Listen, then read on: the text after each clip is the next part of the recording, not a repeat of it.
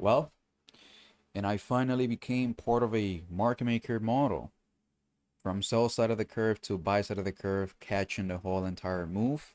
And I'm just gonna do a little breakdown of what was the thought process behind it and what was my reasoning. Today was a great day, if you want me to be completely honest. Easy bias going into the morning session. Also pretty loose when it comes to having high expectations for a Monday, first day of the week. It ended up playing out pretty well, and that's the recap that's gonna be for today. So starting from the highest time frames, of course, every single time on the daily, or we can actually go into the monthly time frame where we are trading inside of this. Let me turn off execution for a second. Inside of this monthly buy side imbalance, sell side inefficiency. Understanding that time is fractal. The same thing that happens on a 15-minute time frame is going to happen on a 1 second time frame. It's going to happen on the hourly time frame. Time is fractal and it does the same thing from the lowest time frames to the highest time frames. So we see price trading inside of the busy buy side imbalance, sell side inefficiency. So long-term wise, I am looking for higher prices, and aligning ourselves with the higher time frame narrative is going to give us a higher level of precision. So jumping from the monthly time frame down to the daily price, last week we traded inside of this busy right here and also inside of this down close candle, which is a bullish order block. When we stand that to the right, even if we overshoot it and we tapped into the proportion block, which is this one right here. Why is this a proportion block? Because it is an order block tapping into another order block. So we see these two consecutive down close candle, price goes up, then close right here, trades down into it, and then send prices higher, and we see it using it as support on price right here, and also using it as support on price right here. So we have that in line. We have huge displacement towards the upside, and one of the things that I was paying close attention to was this sell side imbalance, buy side inefficiency. Now, why am I looking at this price point specifically? Because we still have a little pocket of inefficient price action right inside of this range right here, where price is gonna go up and rebalance that inefficiency, because there's two different reasons of why price goes towards the upside. We're either gonna seek liquidity, taking out buy side liquidity, or we are going to rebalance into an inefficiency. In this instance, on the higher time frame, I was pretty much looking for both, where we have a swing high right up here, and we also have the sell side imbalance, buy side inefficiency on the daily time frame. So having that in mind, understanding monthly wise we are bullish, daily wise we are bullish. On the daily, we also have a little pocket of inefficiency where prices in the algorithm is seeking to rebalance that inefficiency. On the 4-hour time frame, we gain a lot more structure. Why? Because we see we have a shift in market structure. And why is this is a valid shift in market structure? We have displacement, and what creates the displacement? We have a gap. So this is the catalyst, in my opinion, that creates a clean displacement when we have a gap being created. Now, this right here, a little gem, we want price to leave it open because this gap was formed inside of a consolidation range. So when price gets out of that consolidation, the first gap that gets formed inside of that, we want to see that stay open. And as we can clearly see, it did stay open. So then we were focused mostly inside of this inversion IFEG. I had I believe the hourly busy aligned, but I was also looking specifically at this 4-hour IFEG. I'm one of those people that I don't like to have 20,000 thins in front of the charts, and I want to keep it as clean as possible. So what do we see from this 4-hour IFEG? The same things that I keep explaining is, if we are bullish, we want to see bullish PDRAs functioning as support on price, where we see it right here, this 4-hour busy. And what do we want to see from bearish PDRAs? We want them to get disrespected and then use it as support on price. So we see a beautiful example of these when we see the busy functioning as support on price, and the SIBI, which became currently an inversion for value gap, also functioning as support on price. So we want to see bearish PDRAs getting disrespected and bullish PDRAs getting respected. So We have this high right here, which was the start of the sell side of the curve. So we failed to get above this high and inside of this gap right here. So this move right here was made specifically to generate more buy side liquidity pool. So when price or retail traders is looking at this, they're seeing this, oh my god, this is strong resistance, price is going to keep going lower.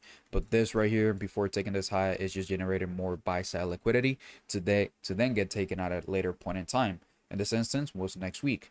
This move right here was last week, it got taken next week. It's all about time than price. Time is way more important as the first catalyst when it comes to price. Time is more important than price. So we have the narrative, we have the bias. Now, first thing that I do is just drop into the 1 minute time frame to see what we're gonna be looking for specifically. And we see all of this back and forth right here. And one of the things that I say is that high resistance liquidity run conditions are gonna turn into low resistance. So high resistance, low resistance, where we're just having a quick move towards the upside. Even though that we were having a little bit back and forth in it, just having a little bit of time distortion in here, that was a decent move. So now that we have the narrative, we are looking for higher prices. We are looking for price to rebalance instead of this inefficiency. What do we want to see from 9:30 opening price? If I'm looking for higher prices, the first thing that I want to see 9:30 do is go lower. And I keep saying this on the recaps, on the live study sessions. That's what we want to see. And it's going to keep repeating over and over again, and it will never stop. So if I'm looking for higher prices, the first thing that I want to see from 9:30 is to go lower. Why? To seek sell side liquidity. Also, what? To rebalance into some sort of inefficiency or reclaim for value gap, or in this case, instead of a 4-hour IFEG. So 9:30 opens low, goes below this low right here. So we took the sell side liquidity pool right below here. And we are in an area where I am anticipating price to reject. And what is the signature? What is the clean signature that price is most likely to go higher? Well, we see wicks doing the damage and price not even having the willingness to have a body inside of this range right here. So that is a clean sign that price doesn't even want to trade all the way down to the low of the IFEG. We don't want to see that, by the way. We want to see price stay at the upper portion of the IFEG. And we see wicks doing damage, but body telling the narrative closing outside of that, signaling that we're most likely to go higher than lower. Now, what was my clean confirmation? The moment we close here above this IFEG, this shows displacement. Why does it show displacement? We create a gap. And if you look at the live stream, because this trade was live streamed, I ended up taking a first trade right in here, and my field was all the way up here. And I was like, I'm gonna risk it for the biscuit. I want to get a better field, and I pretty much just got out of the trade and waited for a deeper retracement, which was most likely to happen because we took these relatively equal highs right here. Another gem, once we take a liquidity pool, expect some sort of retracement. Then we have the retracement inside of this buy side imbalance, sell side inefficiency, also inside of this CIVI, which is an inversion FEG. I ended up slapping long right inside of that FEG consequent encroachment. Stop loss below this candle right here. And then looking for this high primarily, this relatively equal highs. And then I left the contract to be part of the market maker buy model. This right here. So this is the original consolidation, sell side of the curve, smart money reversal, buy side of the curve. Pretty great. I believe this is, I can count with my hand the times that I've been part of a market maker model, because it's personally out of my comfort zone, and I don't really like to be in a trade for 20 years. And I said on the live stream that this is what my trade right here, from this SIBI to these relatively equal highs, that was my trade. That's the easy bread and butter setup where I'm able to see it, and the likelihood of that being a low resistant liquidity run conditions are pretty high. So, and I was like, let me just hold the contract, and I'm pretty glad I did. Now I feel more comfortable, and it's all about putting the reps, putting the time into doing it, and it gets you to this point. This is the 16th wedding day so far.